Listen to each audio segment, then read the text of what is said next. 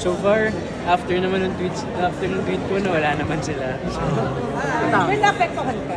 oo naman, syempre, naapektuhan ko ako. Lalo na tungkol sa magulang na yun. Hindi na po makatwira na idamay nila yung family ko. Kasi wala naman po sila sa industry. Wala naman silang ginagawa. Personally, wala naman din po ako. Working, doing what I love. Pero, well, wala naman din po talaga tayong magagawa. Kasi meron na po yung masasabi ang tuloy ng ibang mga tao. Pero hindi ka ba naniniwala na once became a part, reality sa kanila? Became part ka talaga ng mga industry ka, and good or bad, this is a good Yeah, totoo naman po yan. Siyempre sa industriya po natin, nandyan na po yan ever since. So ako, tanggap ko naman po yan. But at the same time, kagaya nga po ng sinasabi ko rin kanina, parang deserve din naman po namin na magkaroon ng boses para ipaglaban kung ano po yung pinaniniwalaan po namin. Yung pinaglalaban namin mga tao. You are being paired with Bia. Nakaka ko with Bia. Yang, tapos kay Dustin. Ikaw ba mas okay sa'yo pag-love triangle? Or gusto mo solo actor ka lang o solo love team? Any naman po ako. Actually gusto ko mag-explore eh. Ang dami ko pong gustong gawin na characters. So kahit anong characters po ibigay sa akin, tatanggapin ko rin. Happy po ako. Kahit ano. Pero like ito na, syempre nandiyan ang Will ka na lagi na sumusuporta sa inyo. Tapos lubak ngayon nga, meron ng couple tattoos yung dalawa. Hindi kaya magselos yung Will ka. Bakit ba wala silang couple tattoos din? Diba? Kasi Diyos Bia meron eh. Nasa sa kanila naman na din po kung paano nila i-detect po yun. Pero again, kami, we're so grateful sa support na pinapakita nga po nila sa amin. And itong pelikulang Love You So Bad, excited kami mapanood kasi para sa kanila din po ito. Last question. Kanina ka daw ako sa free na ano. Will your book and busy na, how do you reward yourself? Reward myself, siguro, ano ba, mga hilig ko, sapatos, yun lang po muna sa ngayon. Kasi hindi pa po kami pwede out of the country, wala pa po eh, mga out of town, hindi pa po talaga nagkakasya yung schedule eh. Pero siguro pag nagkaroon po ng time, doon ko po i-grab yung opportunity na yun para makapag-travel at makaingat. Okay. Last question po, sorry. Part of Marboy, working with Carlo. Nakakatuwa, super, kasi bago po ako pumasok ng PBB, nag-audition nga ako para sa character ni Arvin Asuncion. Kaya nung nandun ako sa loob, kinakabahan ako kasi ang tagal ko na nasa loob, hindi ko alam kung magagawa ko pa rin yung itong characters. Pero ayun, naabutan ko naman siya. Working with them, sobrang dali nila pagtrabaho. Lalong-lalo na ng mga oras na kailangan ko talaga ng mag-ground up kasi yun yung time na overwhelming pa po yung mga nangyayari na grabe. Sobrang nakakabigla after 100 plus days, biglang ganun na yung kakaharapin. Nakakapanibago, pero hindi po siya nagkulang i-guide ako sa tamang path. Will, kamusta lang yung pagbabalik mo sa bahay ni Kuya? Nakakatuwa, nakakamiss yung bahay ni Kuya, nakakamiss makausap si Kuya. And at the same time, sobrang welcoming ng mga bagong housemates ngayon. Napakabait nila.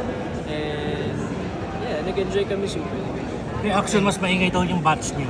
Oo nga. Mas maingay. Negative yung ngayon. Hindi naman negative, mas maingay lang yung batch niyo. Grabe naman yung negative. Ewan ko po eh. Actually, hindi po ako masyado nakakaano ngayon eh. Nakaka-nood masyado ng TV. So, hindi ko po alam na meron pala mga ganyan pagko-compare. Pero, yeah, kung ano man po yung kinalabasan ng season namin, syempre, nakakataba ng puso, masaya po kami. Kaya sana supportahan po nila itong season. Para mga backstabber. Thank you. Ay, maraming Picture lang. Thank you. Take ng iba. Respeto po. Hindi sa akin. Ikaw ba, Will, naniniwala ka na kasha ang 500 pesos for learning Aray. Ayan na. Yan na. Ayun. Hardship na na. Ewan ko. Wala na lang din po ako masyado. But, Naniniwala ka doon? Pwede? hindi rin po. Pero, iniisip ko siya sa pagtitipid na paraan, pero hindi talaga eh. Magkano ang budget mo sa Pasko? Grabe naman. Ano ba? Ano? Klaseng tayo. Hindi. 500. Ayun, hindi ka sa 500 sa tingin mo, Will, magkano ang budget mo? Chips na lang tayo nito. Ikaw, magkano yung budget mo sa Nacho Vena? Kung sakaling Budget ko ngayon, hindi ko pa po alam. Pero parang this Christmas, gusto ko pong maghanda talaga para sa family ko. Kasi sobrang busy po ng schedule. Baga, ito na lang po siguro yung way para makabawi ako sa kanila sa mga oras na nawala sa akin. Kasi puro work nga din. Will, nakakatulog ka pa ba? Kasi reklamo ni Dustin, sa sasakyan na siya natutulog dahil kaliwat. Same po. Nasakyan na lang din kami talaga natutulog. Pero meron naman po mga araw na nakakatulog pa rin talaga kami. But at the same time, syempre mas lamang po talaga yung work ngayon. Pero fighting. Sobrang grateful po kami talaga. Happy ka na. Ano nabili mo sa premium mo sa TV? Nabili ko sa premium sa PBB. Actually, ano ba? Sinisave ko pa rin po siya. Kasi may mga plans po ako na mas kailangan ko. Pero lumipat po ako ng place. Yun yung bagong achievement ko. Yung bagong achievement ko sa civil. Okay. Bagong biling condo mo. Hindi naman po binili. Kasi iba po yung plans ko. Okay. May nagbili ka po na pasensya ka na. Nakapagkwenta naman. Hindi pa po. Basher. Fake news. Hindi pa ako nakapag-consult dito. Pero yung mga nakakausap na rin po ako sa issue na yan. Kasi meron din po ako mga tipo, police, ganyan. So tinutulungan din ng mga never stop learning talaga. Never stop learning. Hindi sa lahat ng bagay dapat makampanya ka. Continuous improvement po talaga. Dito ba sa Bar Boys, Will, pang-acting din ang pinakita mo? Yes. Iba po. Sabi nga, nung nag-usap kami yung directive parang lagi siya sabi sa akin, lumawak daw yung range ko after ng PBB, mas lumalim ako. So, I guess, medyo may pagkakaiba talaga siya compared to dun sa balota. Mas mabigat kaysa balota. Feeling ko, yes. Yes. Based sa pinagdaanan talaga. Though meron silang pagkakaiba ng bigat na dinadala. Pero mabigat din. Ano ang next mong role na gustong gawin, Will, na para maipakita mo ulit yung acting mo? Anong klaseng role? Gusto ko mag-action eh. Gusto ko mag-action. Pero kung di man po gusto ko parang mga ganun or mga family story. Action ang gusto mo. Pero maghahanda ka na talaga. Correct, pati katawan. Oo. Tapos Will, ito hindi ko lang po natanong na sa'yo, di ba? Sparkle artist ka. Isa ka sa importanteng artist ng Sparkle. Tapos, well, alam naman ng publiko, wala na si Mr. M sa Sparkle, di ba? How did you feel? Sa Sparkle, si Mr. M, di ba? Nagkakala Umalis sa'yo? na. Oo. How do you feel na umalis na siya sa Sparkle? Nung time na pumasok po si Mr. M sa Sparkle, parang once or twice ko lang po din naman si Mr. M. Yun po yung time na parang medyo awkward stage.